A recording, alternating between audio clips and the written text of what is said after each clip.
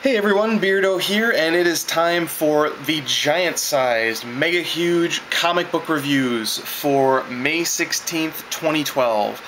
I don't know what I'm going to be picking up over the next couple of weeks because I picked up so many books this week, I don't think there's anything left for me to buy for the rest of the month. There's only a couple left that I can think of. I usually try to get maybe 5 or 6 books, never more than 6. This week I didn't get 6, I didn't get 7, didn't get 8, I got 10 books. So, as promised, this is going to be the biggest review show ever. I got so many books today that my head nearly exploded. That said, it was a blast reading them, and I'm really excited to show you what I got.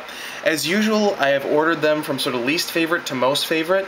Before I get started, I just want to make a quick addendum to my last video. I said that it was going to be a 2-part review show where I'd show off the stuff I got from the weekend in the first video, and in the second video I was going to show off the comic books that came out this week.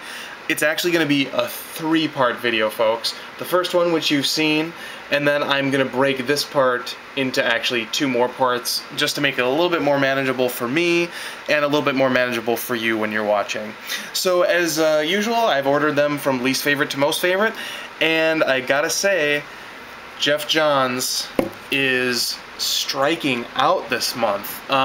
Justice League, even with Jim Lee back, was kind of disappointing for me. And it wasn't bad. None of the books I got this month or this week were bad, but it definitely is still missing something.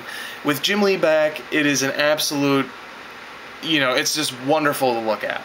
But Geoff Johns is not making it that fun to read. He does do some things right. We're getting this new mystery villain is sort of coming into his own, and this is all a means to an end for him, but he's basically causing all kinds of havoc in different parts of the DC universe at the same time. And so we get to see our heroes kind of split up and pair off and work on different activities in pairs rather than as one full team. Which is a really great way to get to know your team, I think. And so we get, the majority of it is Superman and Batman fighting in Arkham Asylum. Yes, there was another breakout in Arkham Asylum. Yes, it's like the 50th time it's happened in the New 52 so far. I guess that's what happens when you have way too many Bat books, is you end up at Arkham Asylum too much. And then the other story is mostly focused around The Flash and Green Lantern. That story was a lot more fun, just because the banter between them was really great, and very satisfying. It was Geoff Johns' best writing in this book, I think, for this particular month.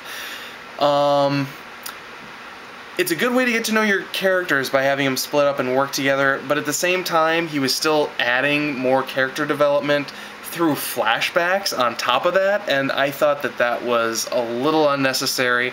They were really brief, but they didn't really add anything that we didn't already know.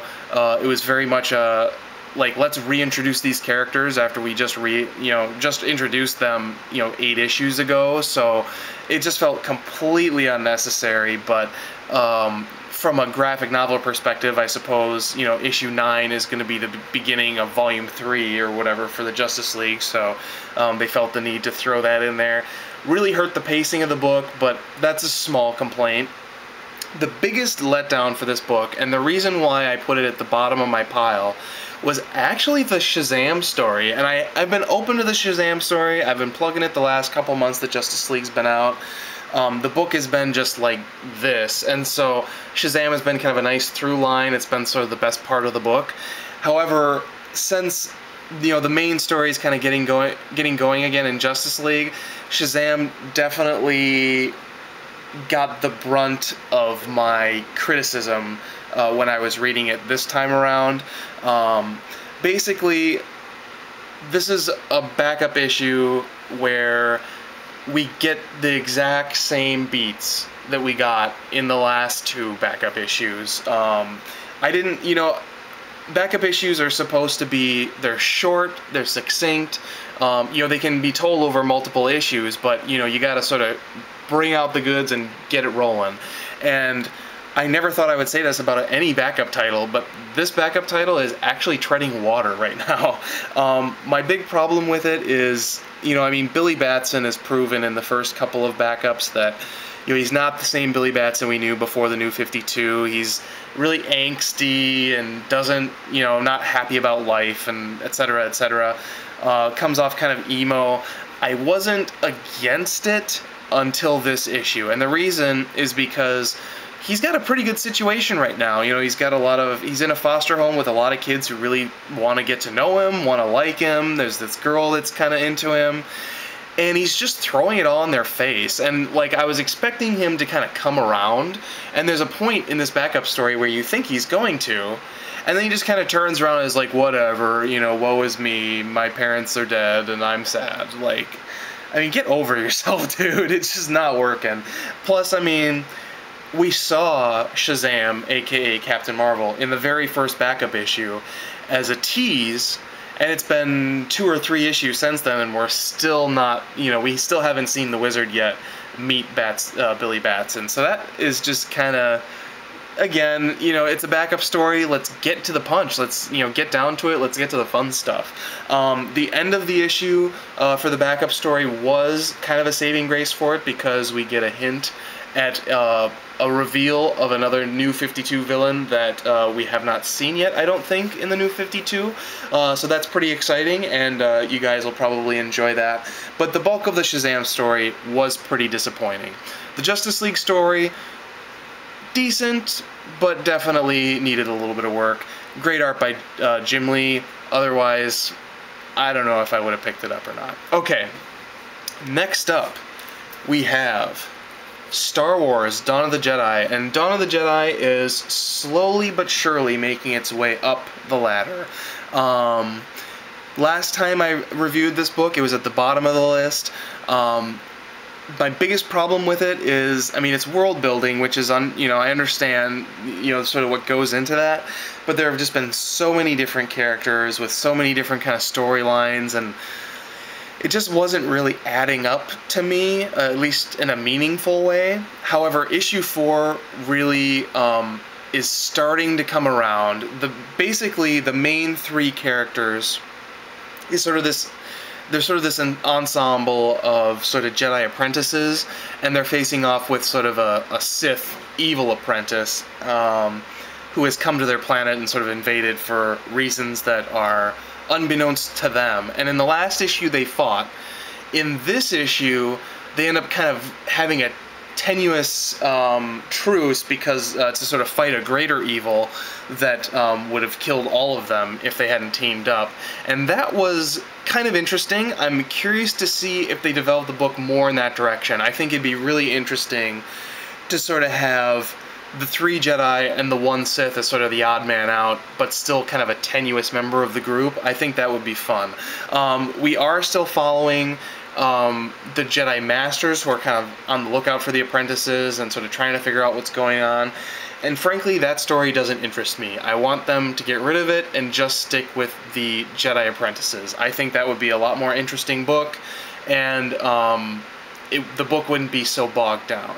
So since some of these different storylines are starting to kind of culminate in something, this book, issue 4 in particular, really piqued my interest a lot more than the first couple issues had. So I'm excited for issue 5.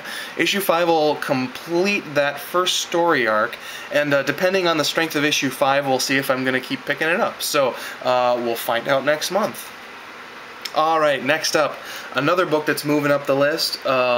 It's been on the top before, but it's definitely kind of gone downhill just because of some kind of nitpicky problems, admittedly, and that is Batwoman number 9. So my big problem with this particular story arc is that it jumps around way too much, and so after reviewing the last issue, issue number 8, I went back and I reread all my Batwoman books, from the Detective run all the way up through the New 52, and then all the New 52 books. Now, with all the jumping around that happens in issues 6, 7, and 8, reading them back to back, it made a lot of sense. It was a great way to kind of reorient myself to this title. it cleared up a lot of questions that I had after reading issue 8, because I read issue 8 cold, and I shouldn't have done that. However, that said, I just read those books like 2 weeks ago, and issue 9 came out, and it's jumping around again, and I'm still just a little bit lost. And I think it just boils down to the fact that, you know, my brain needs a couple extra pages per story to kind of remember where I'm at and kind of get my footing. And you just don't get that because there's so many characters and so many stories in so many different time periods that they only get like 2 to 3 pages a piece, and I think it hurts the book overall. And I'm not against books that, you know, jump all over the place, except that this is a story that I don't think necessarily needed to jump all over the place. I think maybe, you know, it definitely requires a couple of different time jumps, but not as many as they're delivering us. You know, movies like The Godfather Part 2, you know, imagine that movie where you have Vito Corleone in, you know, the turn of the century, and then you have Michael Corleone in the middle of the 20th century. And imagine if you switched between those two stories every 5 minutes. You know, the movie would be terrible. You know, you have to sit with each of those characters for a good 20 minutes and get invested before switching back into the next thing, and, you know, back and forth, back and forth. So, overall, I still have a little bit of mixed feelings, but this book, issue number 9, did read a lot smoother than issue number 8 did for me, so that's definitely a plus. I'm glad I went back and reread. The thing that's really got my interest peaked in Batwoman right now is the relationship between Detective Sawyer and Kate Kane is very, very interesting, and the cliffhanger in this book leads it in a direction that is going to have some serious repercussions down the line. I really like this character. I mean, Batwoman is one of the best realized DC characters that have come out in the last few years. Really, really solid character. I should take a quick second to talk about the art in this book, since we do have another new artist. Trevor McCarthy is filling in for Amy Reeder, who is filling in for J.H. Williams III. Amy Reeder left the book due to some conflicts of interest of some kind at DC Comics. I have not heard exactly what happened. I haven't gone out of my way to look it up because I'm sure I'll just get pissed off at DC, and I don't really need to open that bag of worms right now. DC, I mean, is just notorious for, you know, the treatment of their talent, and I'm sure that Amy Reeder is completely justified in leaving the book.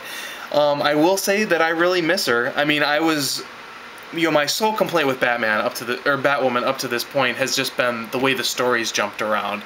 It hasn't been Amy Reeder's art. I really have been enjoying her art.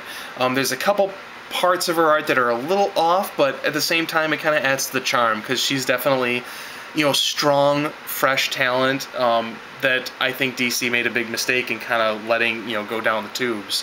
Trevor McCarthy is fine. He's nothing particularly special. We're continuing with, you know, the complex panel layouts that are stellar as usual.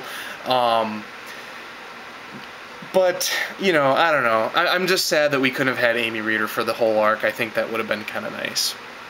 One thing I will say quick about sort of the layouts in the book is, after rereading the detective books especially, I mean, you know, Jock was on those books for a while, and he didn't use all of the, you know, crazy layouts. You know, he did his own thing. And I think that, you know, this book wouldn't fall apart if it didn't have the crazy layouts. You know, if you have a new artist on, I mean, you should let them have a crack at doing it their own way, and instead of just sort of copying what J.H. Williams III would be doing. And I don't know if that maybe has something to do with why Amy Reeder left, but I feel like the editors at DC feel like the reason why this book is a success is because of the art, but it's really not. It's because of the character, and the art is just the sweetest icing on the sweetest cake. So we'll see how things pan out. I'm curious to see what they're going to do for fill-in artists after J.H. Williams' next stint, which I believe is coming up in issue 12. So looking forward to that. All right, continuing on, I got Nightwing number 9. I actually don't have a whole lot to say about this particular title. It's a Night of the Owls tie-in. I'm not buying Nightwing. I only picked it up for Night of the Owls. I really enjoyed issue 8, and this issue is basically just denouement. It's the big fight that sort of was built up to a climax in issue number 8, and sort of the aftermath of that fight. And it all ties up very, very nicely. I'm definitely glad that they chose to do this in 2 issues. Most of the Bat books with Night of the Owls are only doing it in 1 issue, but Kyle Higgins definitely made the right choice in expanding it out to 2. It feels like a really nice 2-part story that has a very clear beginning, middle, and end. Totally dug this story. If you didn't pick it up, I do recommend this particular crossover because it was really, really good. Alright, now, the last book I'm going to go over in this video, and that'll put us halfway through my whole stack here, guys, is The Secret Service #2 by Mark Millar and Dave Gibbons. And this book is going to be the definition of slow burn. So there's 2 main storylines going in this book. There is the storyline of this big looming global crisis where, you know, all these celebrities are being killed under mysterious circumstances, and how the Secret Service is responding to that. That story is treading along at a pretty decent pace. However, that's really the B story. The A story is this new Secret Service agent that was recruited at the end of issue 1 and is beginning to get trained in issue 2. And they even say in a particular caption partway through the book that, you know, it's basically a fairy tale when people are recruited into the Secret Service and they just automatically become awesome super spies that are great with weapons and great with babes and, you know, so on and so forth. And they say, you know, that's not how it works in the real world, and that's not how that's not how it's going to work for our new recruit. And we get to see the beginning of what will be 3 years of training. And considering the monotonous training exercise he goes on in this book, I'm really wondering how many issues we're going to spend on his training. The task that he has to complete is really funny. I'm not going to spoil it for you. It was a nice touch, very Mark Millar moment. But holy hell, this book, he could be in training for the first 1.5 years of this book, if that's where they're going to start with his training. So, really curious to see where this book's going to go. I'm really enjoying it. It's sort of been in the middle of my stack both times it's been out.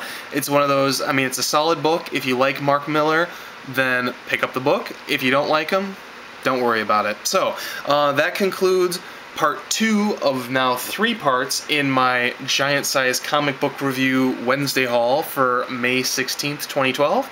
And I will be back with my top 5 books of this week. So, hope you enjoy it, and I will be back very soon.